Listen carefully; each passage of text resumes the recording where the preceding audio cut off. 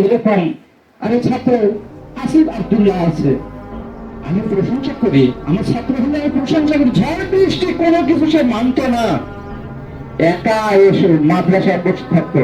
আমি খোঁজ নিতাম তোরা ক্লাস হয়েছে না স্যার হয়েছে, কয়টা ক্লাস হয়েছে, তখন বলতাম যে যে পিরিয়ড চলতেছে সে পিরিয়ডে হয়ে গেছে, একটাও মিস যায়নি।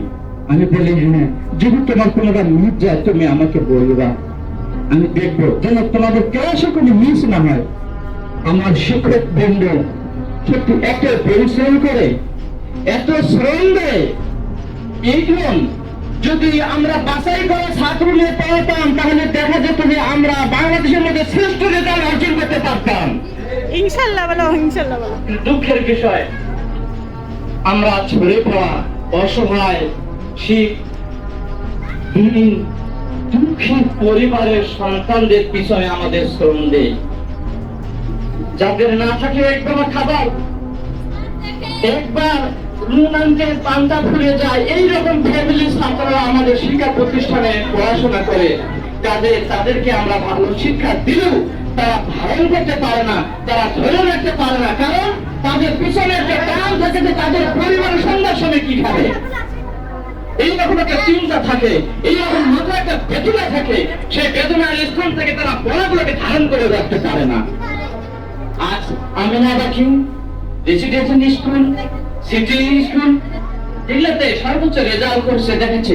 আমাদের মতো এই প্রতিষ্ঠানে এসে তারা দেখায় কত বড় শিক্ষকতা করে তারা। আমি চ্যালেঞ্জ করে বলবো তাদেরকে, আমাদের মতো ছাত্রদের নিয়ে যদি তারা এইরকম রেজাল্ট দেখাতে পারে, চাকরি ছেড়ে দিয়ে চলে যাব। সম্মানিত উপস্থিতি, আমি তাই বলতে চাই যে তোমরা যারা ছাত্র ভাইরা আছো, তোমাদেরকে আমি বলি, এই যে আজকে নজরুল নিয়ে আলোচনা হচ্ছে, এই যে কৃতি শিক্ষার্থী নিয়ে আলোচনা হচ্ছে, এইটা থেকে তোমরা গ্রহণ করো, এইটা থেকে তোমরা জ্ঞান রিসিভ করো।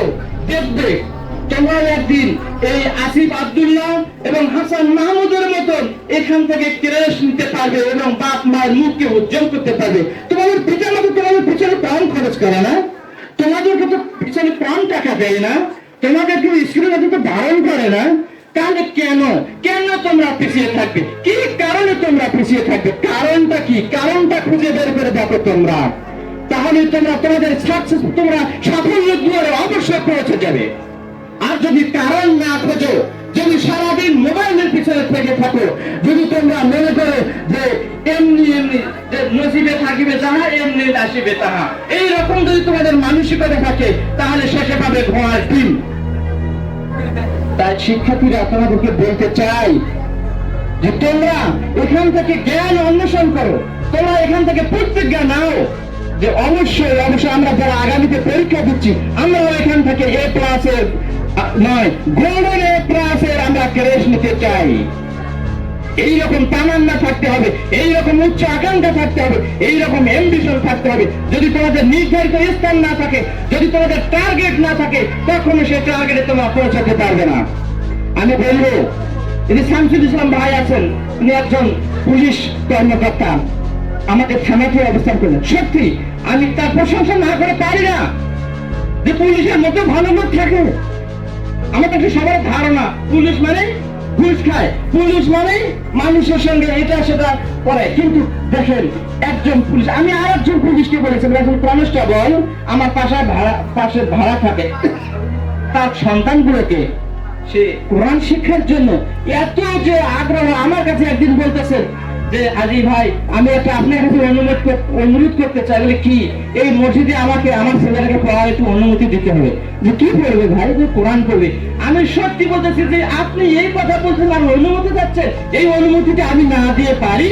যেখানে আপনার ছেলে কোরআন শিক্ষা দিয়ে, এখানে আপনি একজন পুলিশ হয়ে আপনার ছেলেকে এত ধর্মীয় শিক্ষার জন্য এত উৎসাহ দিচ্ছেন, আর সেটাতে তো আমি বাধাগ্রস্ত করতে পারি না। আপনি কালকে থেকে শুরু করে দেন, মসজিদের চাবি আমি যে মুয়াজ্জিনকে বললাম তুমি মসজিদের চাবি ওখানে একটা দিয়ে দাও, তারা কোরআন পড়বে। তো এই শামসুল ইসলাম ভাই, সত্যি তার সঙ্গে মাঝে মাঝে কথা হয়, তার একটা এমবিশন, একটা আশা, আমার ছেলেকে আমি ভালো করে পড়াবো, ভালো আলেম বানাবো, এটা আমার ইচ্ছা। সে যেন একজন ভালো আলেম হয়, এটাই আমার ইচ্ছা। তো দেখেন সব জায়গায় মানুষ আছে, সব জায়গাতে মানুষ আছে।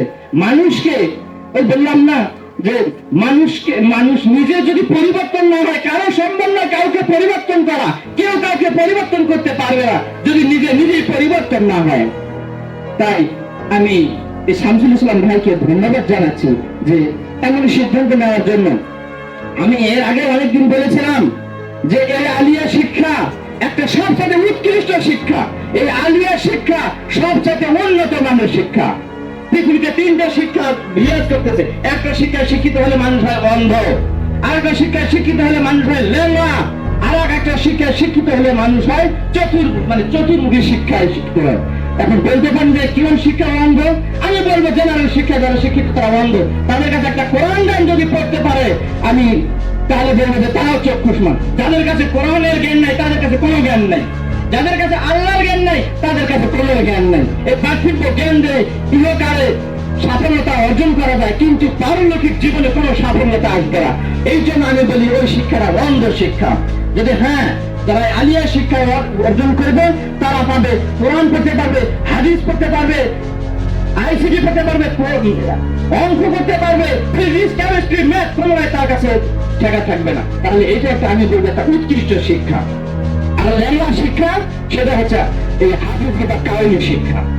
এই শিক্ষা এমন একটা শিক্ষা যে আমরা দেখেছি যে এক সময় ঘোড়ার গাড়ি চলতো, সেই ঘোড়াকে গাড়ির চশমা দেওয়া হয়, এইরকম চশমা দিয়ে তার পিছনে পোজ দেওয়া হয়, দিয়ে পিছনে বাড়ি মানুষ সে চলতে আছে। যদি তার চশমাটা খুলে দেওয়া যায় আর এক ধাপ সামনে যাওয়ার ক্ষমতা থাকে না, সে সামনে যেতে পারে না, কারণ সে এদিক সেদিক দেখতে চলে যায়, সে আর কিছু বোঝে না। দুনিয়াটা বিশাল দেখে, হাই সামনে সেটা কি রে আমি দেখলাম রে, কি হয়ে গেল, কোন জায়গায় আমি চলতেছি, সে কিছুই এই জন্য হাঁটতে পারে না। ঠিক কাউনি শিক্ষা এবং হাদিসের শিক্ষা যারা শিক্ষা অর্জন করে তাদের চোখে চশমা পরিয়ে দেওয়া হয়। এরা দুনিয়ার অন্য কোনো কিছু বোঝে না। একটা শিক্ষা দিয়ে ছেড়ে দিল, যা এই শিক্ষা তোর কাছে তোকে সমাজে এর জন্য বড় শিক্ষা অর্জন করা হয়। আমি বলবো এই আলিয়া শিক্ষা একটা উৎকৃষ্ট শিক্ষা, যেখানে কোরআন শিক্ষা করা হয়, হাদিস শিক্ষা করা হয়, ফিজিক্স কেমিস্ট্রি ম্যাথ, এমনকি এই দার্শনিক আইসিটি সব শিক্ষা এখানে গ্রহণ করা হয়। কাজেই যে সমস্ত পিতামাতা এই শিক্ষায় সন্তানকে পাঠায় বা পড়ায় আমি বলবো তারাই উৎকৃষ্ট পিতামাতা, তারাই উৎকৃষ্ট পিতামাতা। তাদেরকে আমি থ্যাঙ্কস জানাই, তাদেরকে ধন্যবাদ জানাই। সম্মানিত উপস্থিতি, সময় খুব আমি করেছিলাম আজকে অনেক কথা বলবো, কিন্তু সময় এমন ভাবে পেরিয়ে গেল যে কথা বলবো কোনটা বলবো কোনটা না বলবো সব হারিয়ে যাচ্ছে। যাই হোক, এই কৃতি শিক্ষার্থী সংবর্ধনা অনুষ্ঠানে যারা অভিভাবক আসেন তাদেরকে আমি অভিভাবক জানাই, এবং পার্শ্ববর্তী শিক্ষা প্রতিষ্ঠানে যে সমস্ত প্রধান এসেছেন তাদেরকে আমি অভিনন্দন জানাই, এই কারণে যে তারা আমাদের মতো এইরকম একটা ধর্মীয় শিক্ষা প্রতিষ্ঠানে তাদের এই লালন পালন তারা স্টুডেন্টরা আমাদেরকে দিয়ে একটু ধন্য করে। এই জন্য আমরা তাদেরকে একটু ধন্যবাদ জানানোর জন্য আজকে এখানে তাদেরকে আহ্বান করেছি। আমি চাই যে সমস্ত মাদ্রাসার সুপার অধ্যাপক আসছেন তাদেরকে আমরা আরো উদাত্ত আহ্বান জানাবো যে অন্তত আপনারা সবাই এই প্রতিষ্ঠানে শিক্ষা অর্জন করেছেন। আমি জানি এই আশেপাশে যতগুলো সুপার প্রিন্সিপাল আছে তারা সবাই এই প্রতিষ্ঠানে লেখাপড়া করেছে, সবাই এই প্রতিষ্ঠানে পরীক্ষা দিয়ে আজকে প্রিন্সিপাল হয়ে গেছে, ভাইস প্রিন্সিপাল হয়ে গেছে। তো আমি এই জন্য বলবো যে এইটা একটা প্রতিষ্ঠান, সেই ঐতিহ্যবাহী পুরাতন প্রতিষ্ঠান, আপনারা একটা সহযোগিতা করবেন, সহযোগিতার হাত বাড়িয়ে দিবেন, এই আশা করেই কিন্তু আপনাদেরকে ইনভাইট করা হয়েছে কিছু বলার জন্য এবং শোনার জন্য। আপনাদের কাছে কিছু শুনবে এইরকম কিছু কারণ সময় হয়ে উঠলো না, সময়ের কারণে, স্বল্পতার কারণে। তাই বলতে চাই যে আপনারা আমাদেরকে সহযোগিতা করবেন, আমাদের শিক্ষকরা যারা আছে আপনারা চেষ্টা করায় এই সমস্ত বাচ্চাদেরকে ভালো রেজাল্ট করার জন্য। এই বিষয়ে এখানে শেষ করছি। আর একটা কথা যেটা না বললেই নয়, যেটা এই যে আমাদের ব্যানারে আছে 2 নম্বর বিষয় যে কাজী নজরুল ইসলামের 125তম জন্মবার্ষিকী। এর অনেকে অনেক কথা বলে গেছেন, এখানে আর বলার কিছু নাই। তবে একটা কথা আমি বলতে চাই যে এই সমস্ত মানুষদের জীবনে যখন আলোচনা করা হয় সেই থেকে শিক্ষা নিতে হয়, আমরা শিক্ষা গ্রহণ করবো। কাজী নজরুল ইসলাম এমন একজন ছিলেন যে স্কুলে গিয়েছেন। একদিকে একটা ঘটনা বলি, তার স্কুলে ক্লাস নিচ্ছেন, কত দুঃস্থ প্রকৃতি, ক্লাসে বসে